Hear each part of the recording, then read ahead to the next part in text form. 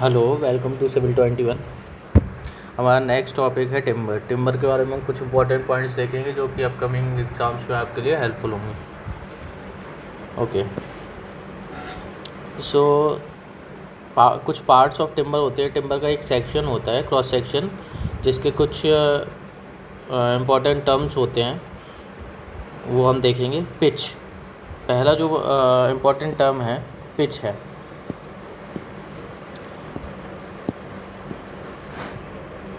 Pitch जिसे medulla भी बोला जाता है। It is the innermost central portion और core of it. Innermost central portion होता है ये pith. In young ages used for nourishment of tree. Nourishment of tree के लिए यूज़फुल होता है in young age. As tree grows up it dies and decays. Do not take any active part in the growth of the tree, ये important है। Not of engineering use, weak section होता है ये काफ़ी, ठीक है। Next we have hardwood. It indicates dead portion of tree. ये एक dead portion of tree है. Do not take any active part in the growth of tree. It do not takes any active part in the growth of tree.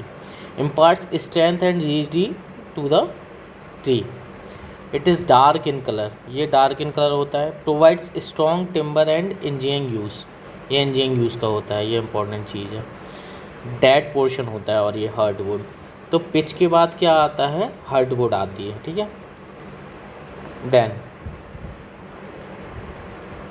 Then इसके बाद आती है आपकी sapwood, ठीक है। तो sapwood indicates the living part of tree. It takes part in growth of the tree. Growth of tree में इस ये पार्ट लेता है। Does not impart any strength to the tree, ये स्ट्रेंथ नहीं प्रोवाइड करता है ट्रीज को। लाइट इन कलर होता है, जैसे कि हार्डवुड डार्क इन कलर था, ये लाइट इन कलर होता है। ये कंटेन सैप, ये एक लिक्विड कंटेन करता है जिसे सैप बोला जाता है। ऑल्सो नोन एज एल्बरम, इस सैप को एल्बरम भी बोला जाता है, ठीक है। इसके बाद जो सैपवुड आती है उसके बाद आपकी चारों तरफ रहती है कैम्बियम लेयर, ठीक है। सैपवुड के बाद cambium layer indicates the portion which is yet to be converted into sapwood, जो कि जस्ट अब सैपवुड में कन्वर्ट होने वाला है। It decides the future of the tree, ये फ्यूचर ऑफ द ट्री जो भी होने वाला है उसके लिए रिस्पॉन्सिबल होता है। Next we have due to any reason if cambium layer is exposed. अगर किसी कारण से कैम्बियम लेयर एक्सपोज हो जाती है to the atmosphere, then it ceases to active causing death of tree. तो वो क्या करती है कि it is responsible for the death of tree if it is exposed to the atmosphere. Annual rings होती हैं। इसके बाद एनुअल रिंग्स जो होती हैं वो ऐसी एनुअल रिंग्स होती हैं, ठीक है ना, कैम्बियम लेयर के बाद।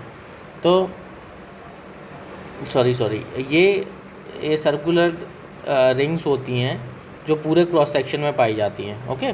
तो annual rings predict the age of the tree. जितनी ज़्यादा एनुअल रिंग्स होती हैं उतनी ज़्यादा एज होती है ट्री की। एडेड अप ईच ईयर ये क्या होती हैं, बढ़ती जाती हैं।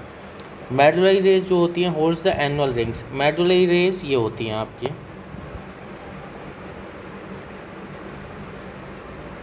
ठीक है। तो मेडुलरी रेज जो होती हैं it indicates, it holds the annual rings. Annual rings को ये होल्ड करती है medullary rays of hardwood and sapwood together, imparts strength to the longitudinal fiber. longitudinal fiber को strength provide करती हैं। inner bark जो होता है it gives protection to the cambium layer. इस कैम्बियम लेयर के बाद एक क्या होता है, इनर बार्क होता है। इनर बार्क, ठीक है ना, इनर बार्क होता है। ये इनर बार्क क्या करता है, प्रोटेक्शन देता है। ये जो लेयर है ना, इस कैम्बियम लेयर को ये इनर बार्क, ठीक है, को प्रोटेक्शन देता है। Outer bark also known as cortex. Inner bark के बाद एक आपका आउटर बार्क होता है। ये सबसे आउटर मोस्ट पार्ट है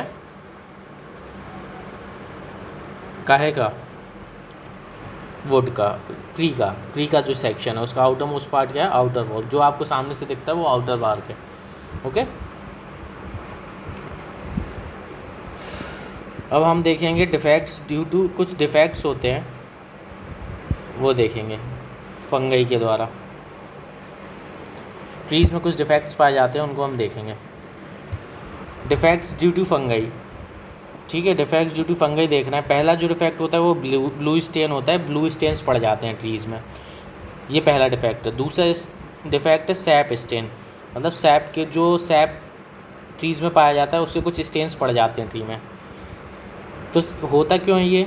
सैप वुड लूज, इसमें होता क्या है, SAP would loses its colour, SAP would जो होती है वो लूज़ कर देती है अपने कलर को। Occurs when the moisture content goes beyond 25%, when 25% से ऊपर मॉइस्चर कंटेंट पहुंच जाता है तो आपका क्या होता है, सैप स्टेन आपको दिखाई देने लगेंगे ट्री में। Then we have dry rot. Dry rot बहुत इंपॉर्टेंट है। ड्राई रॉट कब होता है? स्टैगनेंट एयर और वार्मथ के कारण, ठीक है, डैम्पनेस के कारण। ये आप दीमक जो होता है ना, दीमक को ही ड्राई रॉट बोला जाता है। जब भी आप कोई बाथरूम आपका जैसा बनाओ जहाँ पे कि प्रॉपर वेंटिलेशन नहीं है, डैम्पनेस है, ठीक है, स्टैगनेंट मतलब रुकी हुई एयर, और वार्मथ है, ठीक है ना, हल्का फुल्का टेम्परेचर बढ़ता है घटता है, इस तरीके से जब होता है तो ड्राई रॉट आपको देखने के लिए मिलता है, दीमक मिलती है वुड में। किस कारण से होती है? Absence of sunlight, dampness, stagnant air and warmth, lack of ventilation, sapwood easily attack by dry rot. इन सब कंडीशंस में क्या होता है कि सैपवुड जो होती है it is easily attack by dry rot. Occurs in unseason soft wood, या अनसीजन जो कि जिसकी सीजनिंग नहीं हुई है वुड की, ठीक है ना, सॉफ्ट वुड की, उसमें ये इजीली ड्राई रॉट पकड़ता है, ठीक है। रेमेडी क्या है? एपॉक्सी सॉल्यूशन को यूज़ कर सकते हैं, कॉपर सल्फेट सॉल्यूशन का यूज़ कर सकते हैं। Wet rot, wet rot is cause due to alternate wetting and drying conditions, ठीक है, अल्टरनेट वेटिंग हो रही है, फिर ड्राइंग हो रही है, वेटिंग हो रही है, ड्राइंग हो रही है, उसके कारण वेट रॉट पाया जाता है वुड्स में, ठीक है ना, टिम्बर में। तो ये आपका जो ग्रेज ब्राउन पाउडर में कन्वर्ट कर देता है वुड को, ठीक है। Colour in occur in unseason timber expose to rain and wind, मतलब ऐसी टिम्बर में ये पाया जाता है जो कि एक्सपोज होती है विंड और रेन के लिए। Okay, then we have heart rot. Heart rot मतलब हर्ट रॉट क्या है, एक तरीके का डिफेक्ट है जिसमें क्या होता है कि जब आप ट्री में मतलब कि ट्री को जब आप थोड़ा सा हिलाते हैं या फिर उसमें अपना हाथ को मतलब स्टक करते हैं तो क्या होता है कि हॉलो साउंड निकल के आता है उससे, ठीक है।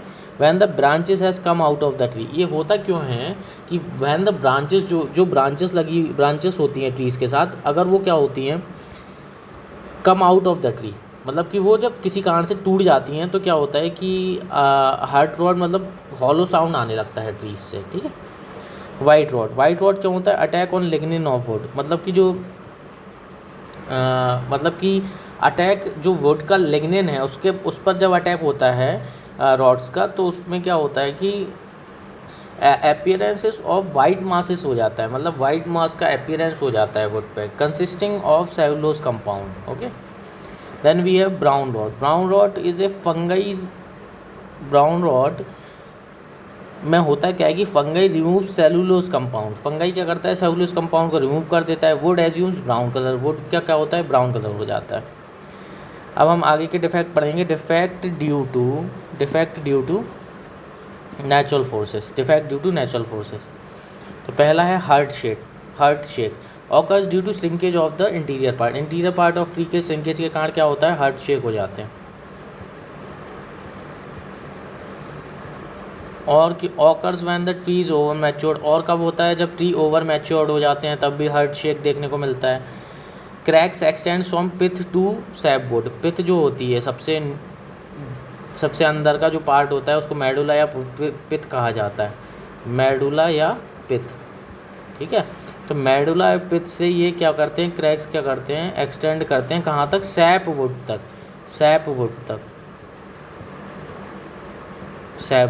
ठीक है। Then we have cup shakes जो होते हैं वो cause due to non uniform growth, जब यूनिफॉर्म ग्रोथ नहीं होती ना तो कप शेक्स मिलते हैं, due to excessive frost action के कारण मिलते हैं। Curved split which partially separates annular rings from one another, अब एनुअल रिंग्स मैंने बताया था आपको ये होती हैं, ठीक है। तो ये जो क्या होते हैं, ये जो आपके रहते हैं ना, कप शेक्स वो क्या करते हैं कि जो एनुलर रिंग्स है ना, इनको और इनको क्या करते हैं, सेपरेट कर देते हैं। ये इस तरीके से बन जाते हैं कप शेक्स, ये इस तरीके से एनुअल रिंग्स को क्या करते हैं, ये सेपरेट कर देते हैं। Then we have ring shakes, curved slits which wholly separates annual rings. एक होते हैं कप शेक्स जो क्या करते हैं, पार्शली सेपरेट करते हैं एनुलर रिंग्स को, और एक होते हैं जो कि होली सेपरेट कर देते हैं, मतलब फुली जो क्या करते हैं, सेपरेट कर देते हैं। ठीक है ना, फुली जो सेपरेट कर देते हैं इस तरीके से, ये देखिए ये पूरे तरीके से, ये दो एनुलर रिंग्स हो गई, इनको बीच से ये सेपरेट कर देते हैं। तो curved split which wholly separates annual rings from one another. Okay, फिर आता है आपका star shakes occur due to severe frost and heat action. Severe frost और हीट एक्शन के कारण स्टार शेक्स मिलते हैं when wood rise below fibre saturation point, cracks wide at circumference and diminishes towards the centre. मतलब कि इस तरीके से होते हैं क्रैक्स, ये देखो आप, वाइड एट सर्कमफ्रेंस, मतलब वाइड एट सर्कमफ्रेंस, और फिर धीरे धीरे जाके फिर डिमिनिश हो जाते हैं। ये क्रैक्स हैं, ये क्रैक्स।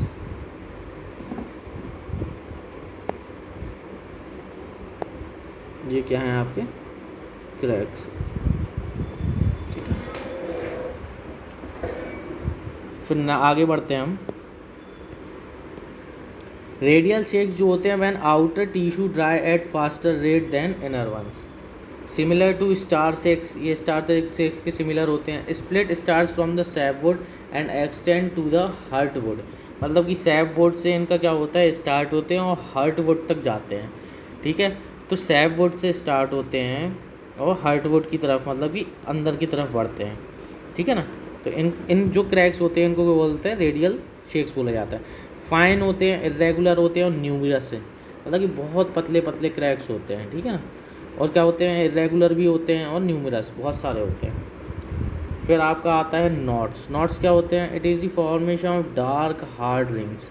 आपने कभी कभी देखा होगा आपको मतलब कि डार्क सी रिंग्स दिखाई देती हैं आपको। ये पेड़ है आपका, आप पेड़ में देखना, यहाँ आपको डार्क हार्ड रिंग्स सी दिखाई देंगी। ठीक है ना, तो जो डार्क हार्ड रिंग्स होती हैं when the branches of the tree fall out from the completely exploding the hardwood. जब ये यहाँ पे एक ब्रांच है, मान लो ये ब्रांच अगर कट ऑफ हो जाती है तो यहाँ पे आपको क्या है, हार्डवुड का फॉर्मेशन हो जाता है। ठीक है, और ये हार्डवुड का फॉर्मेशन जब हो जाता है ना, तो हार्डवुड क्या करती है कि मतलब कि नॉट्स का फॉर्मेशन हो जाता है, तो क्या होता है कि हार्डवुड एक्सपोज हो जाती है। ठीक है ना, ब्रांचेस के कट ऑफ होने से। तो expose hardwood receives nourishment from the stem and root form. Knots क्या होते हैं, generally are source of weakness. Okay, next we have rind gall. तो रेंडगेल क्या होता है, rind gall is the abnormal growth of the bark की एबनॉर्मल ग्रोथ होती है। आपने देखा होगा कि ऐसा अगर ट्री है तो आपने देखा होगा यहाँ पे कहीं आपको मतलब फूला फूला सा दिखाई देगा।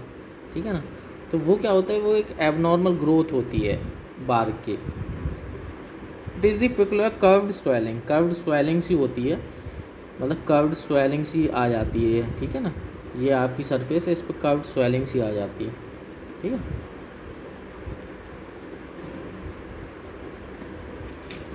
Found on the body of the tree, develop at the point from where branches are improperly cut off और रिमूव। जहाँ से ब्रांचेस इम्प्रॉपरली कट ऑफ और रिमूव्ड हो जाती है वहाँ पर रेंडगेल पाया जाता है। ठीक है, उसके बाद twisted fibres, it is the wandering fibres when tree is subjected to torsional action by wind.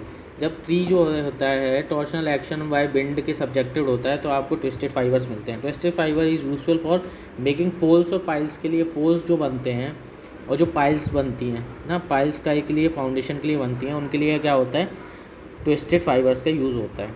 ठीक है, बल्स क्या होते हैं, when a tree has received shock और injury at the young age. ठीक है, कैलस क्या होते हैं, soft skin covers the wound of tree.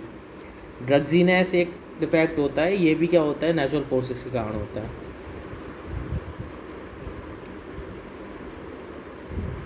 और आपको मिलेंगे रग्जीनेस में क्या होता है, वाइट डिकेड स्पॉट्स आपको दिखने लगते हैं। फॉक्जीनेस होता है ड्यू टू पुअर वेंटिलेशन और storage due to over maturity. कुछ अदर जो नेचुरल फोर्सेस के कारण आपको डिफेक्ट मिलेंगे वो केमिकल स्टेन है, कोर्स ग्रेन है, डेड वुड है, अपसेट्स है, वाटर स्टेन्स और विंड क्रैक्स है। ये आपको याद रखना है, ठीक है। आगे हम देखेंगे कि स्वइंग मतलब होता है कि जो वुड है, वुड सेक्शन को किस तरीके से काट रहे हो आप, ठीक है ना। तो ऑर्डिनरी स्वइंग में क्या करते हैं, वी सॉ के द्वारा कट्स हम देते हैं टेंजेंशियली टू एनुलर रिंग्स के टेंजेंशियली, मतलब कि ये है वुड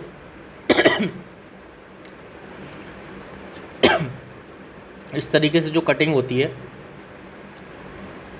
और जो आपको प्लैंक मिलता है, ये आपने काट के अलग कर दिया, फिर ये जो बचा इतना अलग कर दिया, फिर इतना अलग कर दिया, क्रॉस सेक्शन है आपका, ठीक है। तो टेंजेंशियल टू एनुलर रिंग्स, जो एनुअल रिंग्स होती हैं उसके टेंजेंशियल हम क्या करते हैं, ये मान लो एनुअल रिंग हो, इसके टेंजेंशियल अपन कटिंग करते हैं। ये एनुअल रिंग, ये इसके टेंजेंशियल कटिंग चल रही है, ठीक है। तो इसको हम बोलते हैं क्या, ऑर्डिनरी स्वइंग।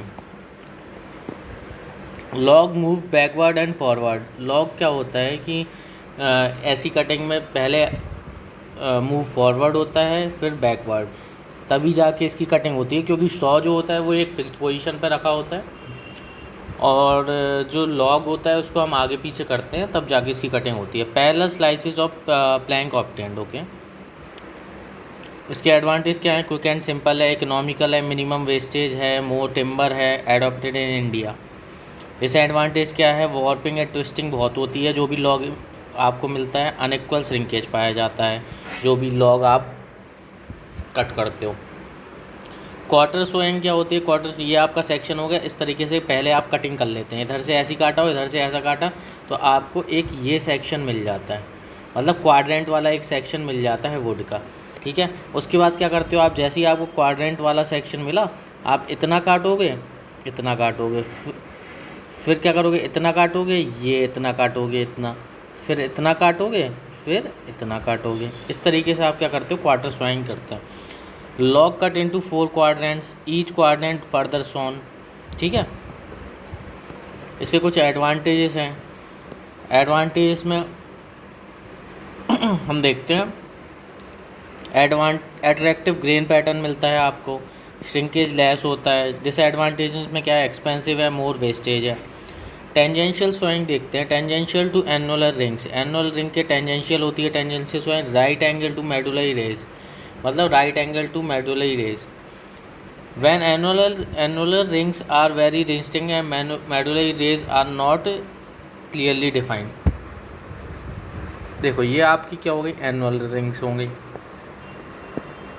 और ये क्या हो गई, मेडुलरी रेज हो गई। तो जब आपकी एनुलर रिंग्स जो होती हैं वो तो डिस्टिंक्ट होती हैं, दिखाई देती हैं, मतलब ये आपको दिखाई दे रही हैं, और ये मेडुलरी रेज आपको दिखाई नहीं देती हैं। तो क्या होता है, तब हम टेंजेंशियल स्वइंग करते हैं, ठीक है ना। मोस्ट वीक सेक्शन मिलता है अपने को, क्यों मिलता है, क्योंकि जनरली अगर आप मेडुलरी रेज के परपेंडिकुलर या मेडुलरी रेज को ध्यान में रख के आप कटिंग नहीं करते हो, कटिंग के समय अगर आपकी मेडुलरी रेज क्या होती है, कट हो जाती है, मान लो ये मेडुलरी रेज है, अगर ये कट हो जाती है इस तरीके से कटिंग के समय, तो क्या होता है, स्ट्रेंथ आपकी जो टिम्बर सेक्शन की है वो वीक हो जाती है, जो आपको टिम्बर मिलता है वो वीक सेक्शन मिलता है। तो अब होता क्या है कि टेंजेंशियल स्वइंग में अपन वैसा टिम्बर लेके चलते हैं जिसमें मेडुलरी रेज दिख नहीं रही हैं, और मेडुलरी रेज दिखेंगी नहीं तो ह्यूमन क्या करता है, ह्यूमन को दिखाई नहीं देगी तो क्या करेगा, वो तो किसी भी तरीके से कटिंग करेगा, और कटिंग अगर किसी भी तरीके से करोगे तो मेडुलरी रेज हो सकता है कट जाएँ आपकी, और कट जाएंगी तो आपको मोस्ट वीक सेक्शन मिलेगा। वॉर्प्स टू मच, ठीक है। रेडियल स्वइंग क्या होती है, it is parallel direction to medullary rays. अगर आप मेडुलरी रेज के पैरेलल में स्वइंग कर रहे हो तो ये तो सबसे अच्छी स्वइंग है, क्योंकि मेडुलरी रेज अगर कट नहीं रही हैं, मेडुलरी रेज अगर नहीं कट रही हैं तो आपको सबसे हाई स्ट्रेंथ प्लैंक मिलेगा वहाँ पर। इसका एडवांटेज है कि हाई स्ट्रेंथ प्लैंक मिलेगा, हाई स्ट्रेंथ। ठीक है। तो सबसे ज़्यादा स्ट्रेंथ वाला प्लैंक आपको रेडियल स्विंग में मिलता है, ठीक।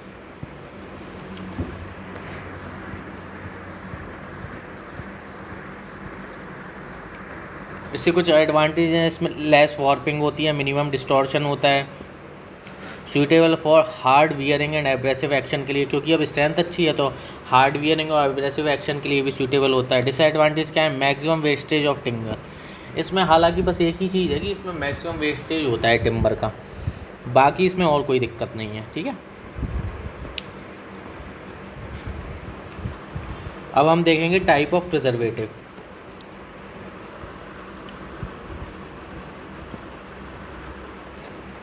तो टाइप ऑफ प्रिजर्वेटिव जो कि मतलब कि एज टिम्बर का प्रिजर्वेशन करते हैं, तो उसमें जो पहला प्रिजर्वेटिव है वो है ASCU ट्रीटमेंट। इसमें क्या करते हैं, ये अगेंस्ट वाइट एंड्स के अगेंस्ट होता है। इसमें जो कंपोजिशन होता है ASCU का, उसमें आर्सेनिक होता है, कॉपर सल्फेट, AS से आर्सेनिक, C से कॉपर सल्फेट, Cu से, ठीक है। तो 1 पार्ट उसमें क्या होता है, हाइड्रेटेड आर्सेनिक पेंटाऑक्साइड, 3 पार्ट क्या होता है, ब्लू विट्रॉल को और क्या कहा जाता है, कॉपर सल्फेट, ठीक है। और तीसरा जो पार्ट होता है उसको मतलब 1:3:4 होता है। 1 मैंने आपको बताया आर्सेनिक पेंटाऑक्साइड, 3 मैंने आपको बताया कि कॉपर सल्फेट, और 4 जो होता है वो होता है आपका पोटेशियम सोडियम डाइक्रोमेट, ठीक है। और क्या प्रिजर्वेटिव में यूज़ करते हैं, केमिकल सॉल्ट्स का यूज़ करते हो। केमिकल सॉल्ट्स कौन कौन से, कॉपर सल्फेट, मर्क्यूरिक और जिंक क्लोराइड और सोडियम फ्लोराइड। कोल टार का भी यूज़ कर सकते हो अगेंस्ट फंगाई और इंसेक्ट्स के, ठीक है ना। कोल टार विथ ब्रश, इसको टैरिंग बोला जाता है। अगर कोल टार को आप ब्रश के साथ यूज़ कर रहे हो तो उसको टैरिंग बोलते हैं। इससे कोल टार की डिसएडवांटेज है कि अनप्लेजेंट स्मेल आती है और अपीयरेंस इसका ख़राब हो जाता है वुड का, ठीक है। क्रियोसॉटिंग क्या होता है, क्रियोसॉट क्या होता है कि बेस्ट एंटीसेप्टिक होता है। अब क्रियोसॉटिंग में क्या करते हैं, ऑयल को क्या करते हो आप, ऑयल को आप क्या करते हो, प्रेशर फॉर्म में क्या करते हो, वुड पे अप्लाई करते हो। उस प्रेशर कितना होता है, 7 से 10 kg पर सेंटीमीटर स्क्वायर होता है, ठीक है। Creosoting oil is obtain by the distillation of coal tar. Coal tar के डिस्टिलेशन से क्रियोसॉटिंग ऑयल मिलता है, जिसको अपन इस प्रेशर से क्या करते हो, आप वुड पर अप्लाई करते हो। क्रियोसेटिंग का जो टेम्परेचर होता है 50 डिग्री सेल्सियस होना चाहिए। Used in piles and railway sleepers, ठीक है। पाइल्स में यूज़ होता है और रेलवे स्लीपर्स में यूज़ होता है। एडवांटेज क्या है, double the life of the timber, fungi termite और इंसेक्ट्स के लिए यूज़फुल होता है। Weakly affected by the water से वीकली अफेक्टेड होता है। Non volatile, inflammable, harmless to wood और मेटल, ठीक है। और क्या यूज़ करते हैं प्रिजर्वेटिव में, ऑयल पेंट्स का यूज़ करते हैं। ऑयल पेंट्स अगेंस्ट मॉइस्चर काम करते हैं। सॉलिग्नम पेंट्स का यूज़ करते हैं, ये इंपॉर्टेंट है। सॉलिग्नम पेंट्स काय के अगेंस्ट होता है, वाइट एंड्स के अगेंस्ट होता है, ठीक है। कुछ मेथड ऑफ ट्रीटमेंट्स हैं जो हम यूज़ करते हैं, जैसे कि ब्रशिंग हो गया आपका, ठीक है। ब्रशिंग के बाद आपका चेयरिंग हो गया। चेयरिंग इज़ द प्रोसेस जिसमें क्या करते हो कि ये वाइट आंट्स और फंगाई मॉइस्चर के अगेंस्ट होती है। इसमें क्या करते हैं, 15 mm तक आप क्या करते हो, वुड को जला देते हो। जैसे ये पोल है, पोल की जो 15 mm है ना नीचे का, उसको क्या करते हो आप, जला देते हो थोड़ा सा, जिससे क्या होता है कि एंड्स फंगाई और मॉइस्चर क्या इसमें नहीं लगते हैं, ठीक है। 15 mm तक आप जला दोगे तो कुछ भी नहीं लगेगा इसमें, ठीक है। डिपिंग और स्टीपिंग के द्वारा भी आप क्या कर सकते हो, उसमें प्रोवाइड कर सकते हो preservation. Hot and cold open tank treatment भी दे सकते हो। इंजेक्ट अंडर प्रेशर भी होता है, स्प्रेइंग भी होती है, तो ये सारी चीज़ें कर सकते हैं। फायर रेजिस्टेंस ऑफ टिम्बर जो होता है मतलब 2 तरीके से के टिम्बर होते हैं फायर रेजिस्टेंट कैटेगरी के बेस में। एक होता है रिफ्रैक्टरी टिम्बर, एक होता है नॉन रिफ्रैक्टरी टिम्बर। तो रिफ्रैक्टरी टिम्बर जनरली नॉन रिजाइनस होते हैं, नॉट कैचेस फायर ईजीली, और इसमें जो एग्जाम्पल हैं वो सॉलिड ठीक है।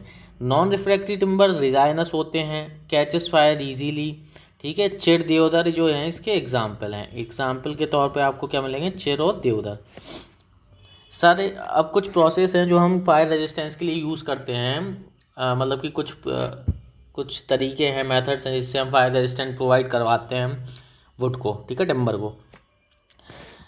सर एवल्स प्रोसेस है, जिसमें सर एवल्स प्रोसेस में क्या करते हैं हम, सोडियम सिलिकेट सॉल्यूशन का यूज़ करते हैं, paste of slaked fat lime का यूज़ करते हैं, और finally solution of silicates of soda का यूज़ करते हैं। इन तीनों का यूज़ करके हम क्या करते हैं, सरेबल्स प्रोसेस में फायर रेजिस्टेंस प्रोवाइड करवाते हैं टिम्बर को। एप्लीकेशन ऑफ स्पेशल केमिकल्स, कुछ एप्लीकेशन ऑफ स्पेशल केमिकल्स लगाते हैं जिसके कारण हमें फायर रेजिस्टेंस मिलती है। एक होता है बोरेक्स सोडियम आर्सेनेट, जिसे सोडियम आर्सेनेट भी बोला जाता है, बोरेक्स। सेकंड हो गया एल्यूमिनियम सल्फेट, तीसरा जिंक क्लोराइड, चौथा आपका बोरिक एसिड। ठीक है, कुछ अदर ट्रीटमेंट्स प्रोसेसेस हैं जो हम प्रोवाइड करते हैं टिम्बर के, ठीक है ना। जैसे कि एक है वॉसेरी प्रोसेस। ये क्यों यूज़ करते हैं, सैपवुड ऑफ ग्रीन टिम्बर के लिए यूज़ करते हैं। बैम्बू ट्रीटमेंट भी वॉसेरी प्रोसेस से किया जाता है। सेकेंड प्रोसेस है फुल सेल और Bethell process. It is the pressure process. When maximum absorption of preservation is desired then we use full cell और Bethell process. Next we have empty cell process. Empty cell process is the pressure process. Maximum penetration with the minimum net retention is used. Lorry process or ripening process is come under empty cell process. Then we have diffusion process. When timbers are not easy to impregnate under pressure in dry condition, then we use diffusion process. When there is no danger of timber getting deteriorated during seasoning. For poles और planks के लिए use करते हैं bamboo, canes, palm leaves और veneers. इससे क्या होते हैं, डिफ्यूजन प्रोसेस के अंडर में आते हैं। ठीक है, एनवेलप ट्रीटमेंट एक होता है, it is against the termite attack. ठीक है, अब हम कुछ इंडस्ट्रियल टिम्बर्स के बारे में देखेंगे।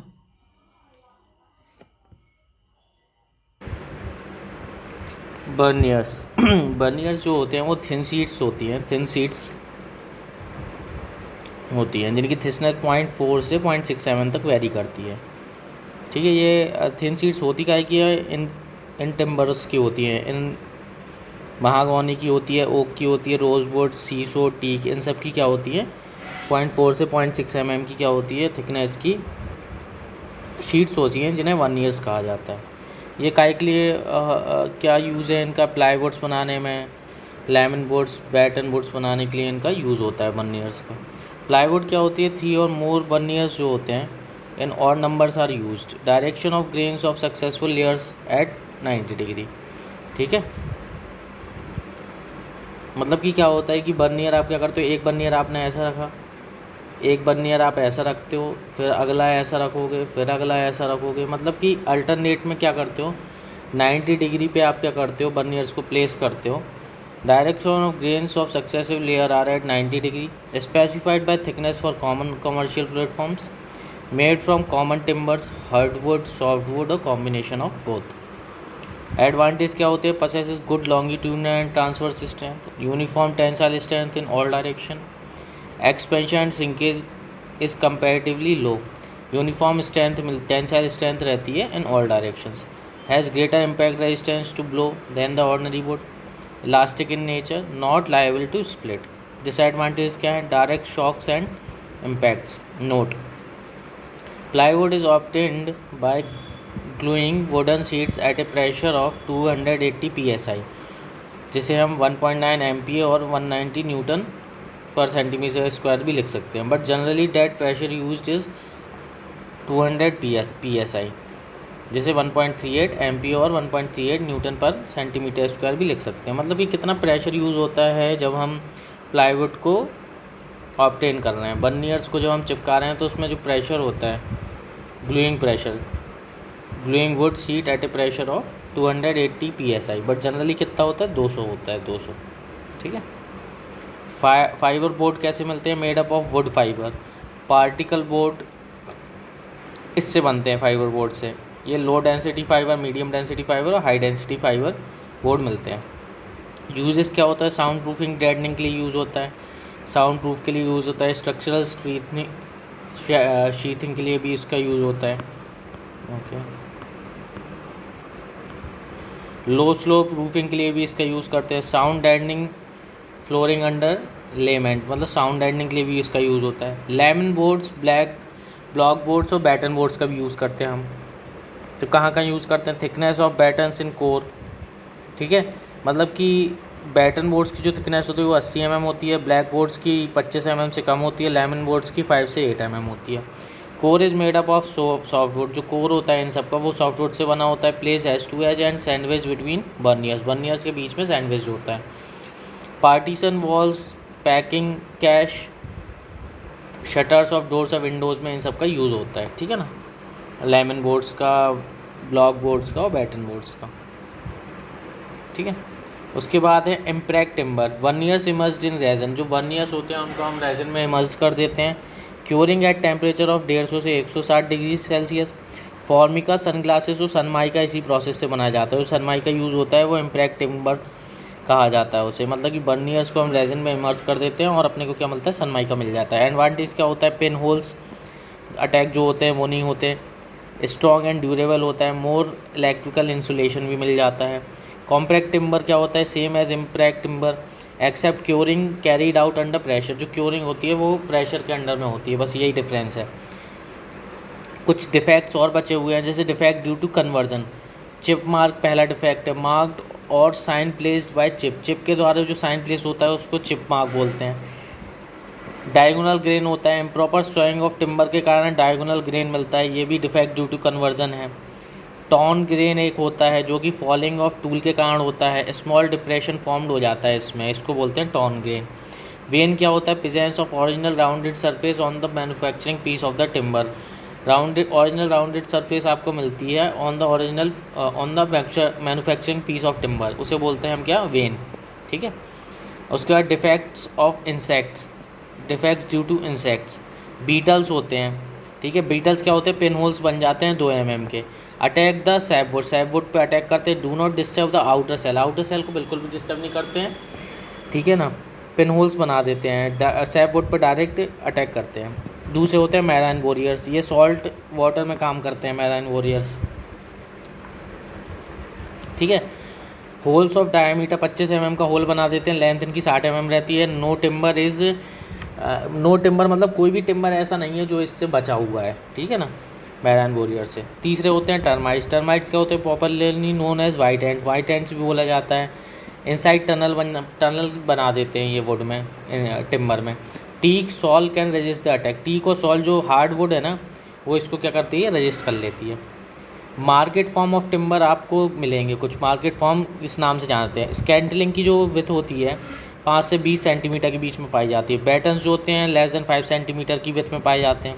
बॉक्स जो होते हैं 5 सेंटीमीटर की विथ होती है, मतलब और लेंथ जो होती है 20 सेंटीमीटर से ज़्यादा होती है। 5 सेंटीमीटर से ज़्यादा लेंथ विथ होती है और 20 सेंटीमीटर से ज़्यादा लेंथ होती है।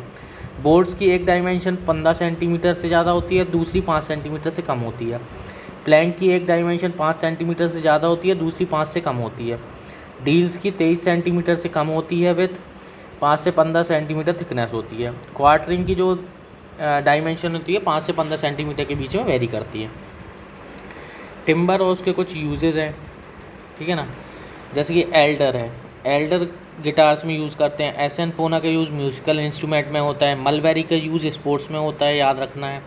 बेल्सा का use aircraft model, bridge model में यूज़ होता है। चिर का use doors and window frames में यूज़ होता है। देवदार का use cheap and rough furniture और पैकिंग बॉक्सेस में यूज़ होता है। शीशम जो होता है हाई क्लास फर्नीचर में यूज़ होता है, डेकोरेटिव वुड वर्क में और वुडन माउल्स में, स्पोर्ट्स में भी यूज़ होता है। सेल का यूज़ मेडिसिनल यूजेस में होता है, ठीक है। टीक का यूज़ सुपीरियर वर्क्स में होता है, बहुत सुपीरियर वर्क जो होते हैं। वेरी कॉस्टली शिप बिल्डिंग और रेलवेज़ में यूज़ होता है, ठीक। अब देखो soft wood versus hard wood है कुछ चाहिए। सॉफ्ट वुड जो होती है क्या होती है और हार्ड वुड क्या होती है। सॉफ्ट वुड में क्या होता है, डिस्टिंक्ट एनुअली रिंग्स क्या होती हैं, साफ साफ दिखाई देती हैं, इसमें नहीं दिखती हैं हार्ड वुड में। बट सॉफ्ट वुड में क्या होती है, मेडुलरी रेज नहीं दिखती हैं, इसमें अच्छे से दिखती हैं। लाइट कलर होता है सॉफ्ट वुड का, इनका डार्क कलर होता है हार्ड वुड का। ये पुअर रेजिस्टेंस होता है सॉफ्ट वुड का, ठीक है। इनका क्या होता है, अच्छा रेजिस्टेंस होता है। ये रेजाइनस और स्प्लिट इजीली हो जाती हैं सॉफ्ट वुड, बट ये नॉन रेजाइनस होती हैं और इजीली स्प्लिट भी नहीं होती हैं। सॉफ्ट वुड जो होती हैं वो स्ट्रॉन्ग फॉर डायरेक्ट पुल के लिए स्ट्रॉन्ग होती हैं, बट वीक एंड शियर होती हैं। ये इक्वली स्ट्रॉन्ग होती हैं शियर में भी और डायरेक्ट पुल में भी। चिर और देवदार इसके एग्जाम्पल हैं। इसके एग्जाम्पल कौन कौन से हैं, टीक, साल और शीशम हैं। कुछ प्रॉपर्टीज़ ऑफ टिम्बर हैं, जैसे कि इसकी स्पेसिफिक ग्रेविटी 1.5 से ज़्यादा होनी चाहिए। इसका जो वेट मेजर्ड है वो 12% पे अपन वेट मेज़र करते हैं इसका, ठीक है। एनिसोट्रॉपिक होता है ये, मतलब कि प्रॉपर्टी हर एक डायरेक्शन में डिफरेंट होती हैं।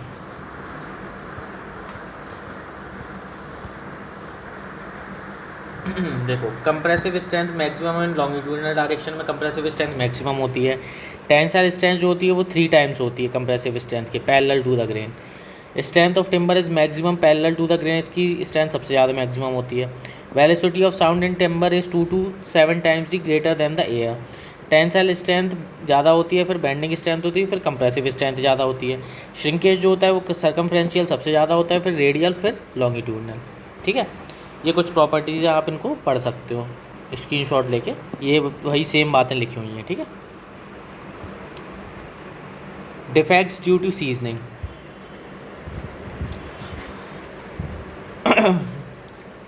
कुछ डिफेक्ट्स हैं जो सीजनिंग पर मिलते हैं अपने को। बो मतलब क्या होता है, पहला डिफेक्ट बो मतलब कर्वेचर फॉर्म हो जाता है इसमें in the direction of length of timber के डायरेक्शन में क्या होता है, कर्वेचर फॉर्म हो जाता है, जिसको बो बोला जाता है। कब क्या होता है, curvature form in the transverse direction of timber.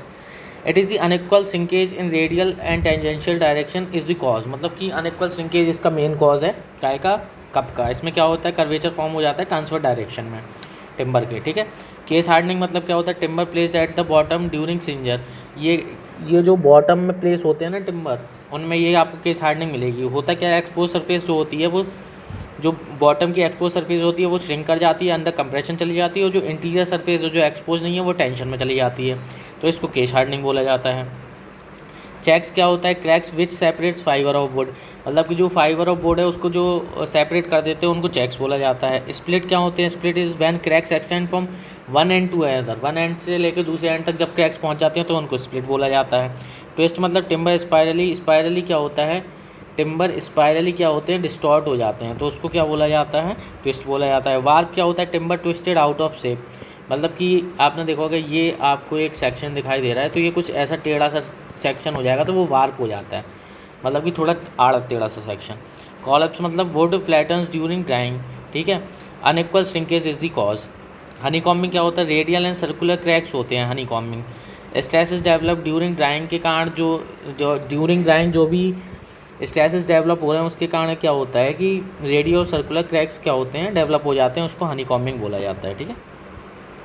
Fehling of timber मतलब कि टिम्बर को काटते कब हैं, हिली सीजन में अपन समर में काटते हैं, और प्लेन एरियाज़ में क्या होता है, हिली एरियाज़ में अपन समर में काटते हैं, प्लेन एरियाज़ में अपन क्या करते हैं, विंटर में काटते हैं, ठीक है। सीजनिंग कब करते हैं, ठीक है। सीजनिंग के एडवांटेज हैं कुछ।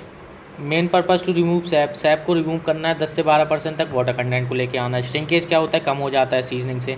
वेट क्या होता है, कम हो जाता है। स्टैंड ड्यूरेबिलिटी और वर्केबिलिटी बढ़ जाती है। ये कुछ प्रॉपर्टीज़ हैं, आप पढ़ सकते हैं, ठीक है ना।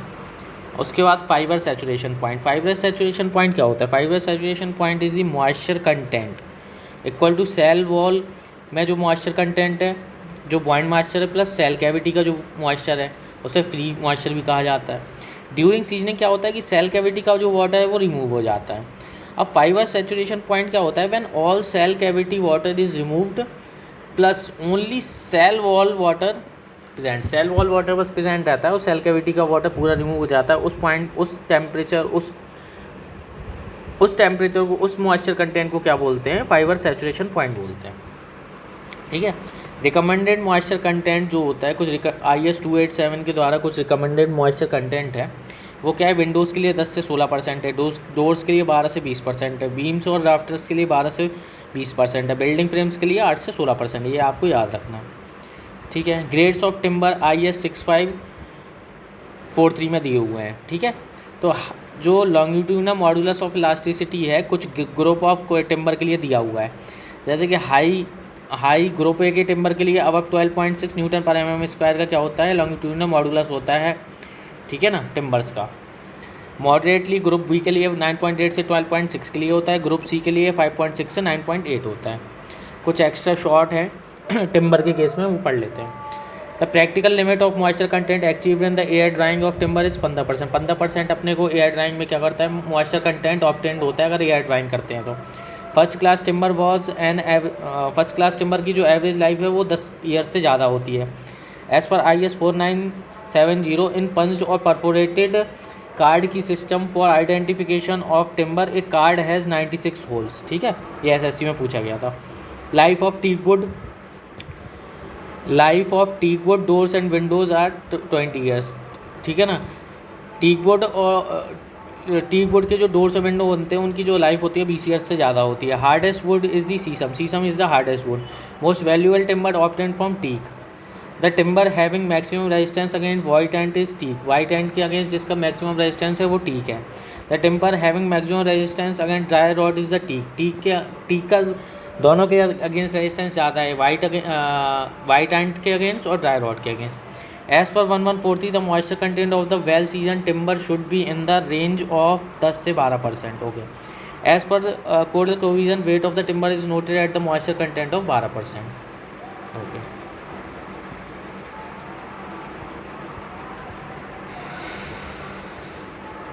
method adopted for the rapid seasoning of timber on large scale is the kiln seasoning. Treatment of green timber is done by Bossari process. Okay, sawdust is the base product of woodworking operations such as sawing, milling, planing, rooting, drilling and sanding. Sand dust can be rendered chemically inert by boiling it in water containing ferrous sulfate. Seasoning of timber जो है IS 1141 में दी हुई है। Preservation of timber IS 401 में दिया हुआ है। तो यहाँ पे आपका टिम्बर का सेक्शन पूरा ख़त्म होता है।